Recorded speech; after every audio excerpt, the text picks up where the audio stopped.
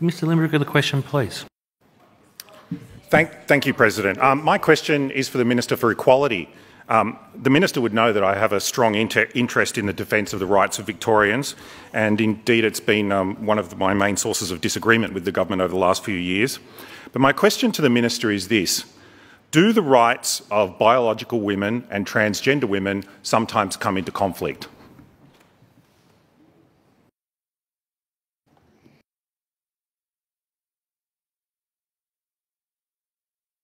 No, I was just concerned, Mr Limbrick, you're asking for an opinion.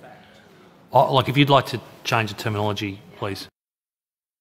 Thank you, President. The Minister gave a Minister's statement on Tuesday on the issue of transgender women's rights. So, okay, let me rephrase the question then. What is the Minister doing to find solutions for potential conflicts between biological women and transgender women? Thank you. Thank you. Minister. Thank you, President. Thank you, Mr Limbrick, for that question. And I do note your position and your very well articulated and well understood position on these matters. I have talked at length about the importance of making sure that vulnerable cohorts of Victorians are given the respect and the support and the visibility that they deserve and which we all should ideally enjoy. There has for a long time been a tension, not of the creation of the trans and gender diverse communities, but of others, to seek to create a divide between people who are from our LGBTIQ+ communities and people who are not.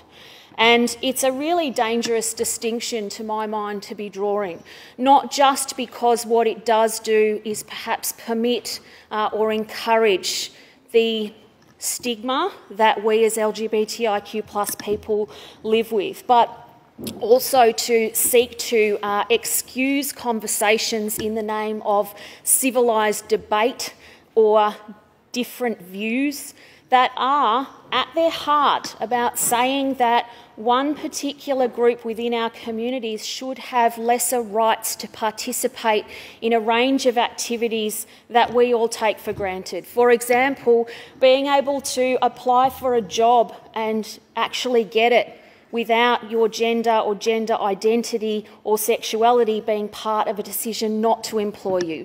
Being able to retain your job, being able to participate in sport, being able to access healthcare, being able to access documentation that reflects your identity and is therefore necessary for international travel and for the dignity of participating in the decision-making on everything from filling out forms to the way that you open your wallet and see yourself reflected in the various cards that you carry with you. It's so important that we understand that in these conversations, the disadvantage and the stigma that is not just caused but is perpetuated and augmented by a conversation on this conflict between rights ignores the overwhelming views of Australians and indeed of Victorians that trans people should have the same rights as others to participate in everyday life and be given the same opportunities and indeed protections at law to do that wherever it is a thing that is required to be done.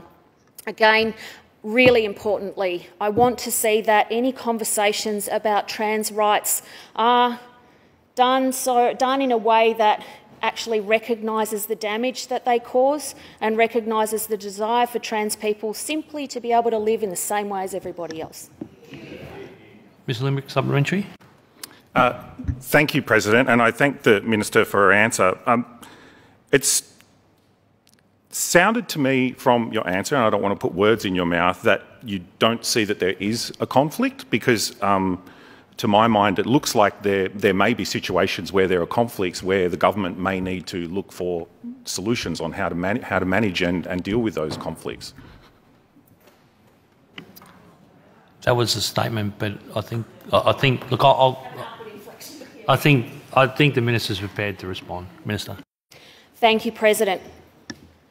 The nature of conflict in this particular issue to my mind, and indeed as articulated by this government and by a range of other people, not just in Victoria but around Australia and the world, is that this conflict arises because there are people and organisations and groups, none of which I will name here, who think that trans rights should be able to be compromised because others feel uncomfortable.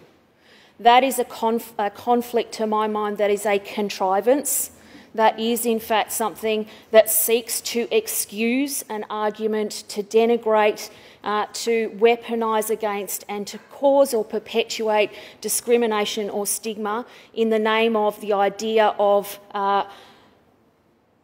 robust debate, a difference of views. The conflict does not come from the trans community. The conflict comes because people view the trans community as somehow different in a way that should enable them to be treated differently.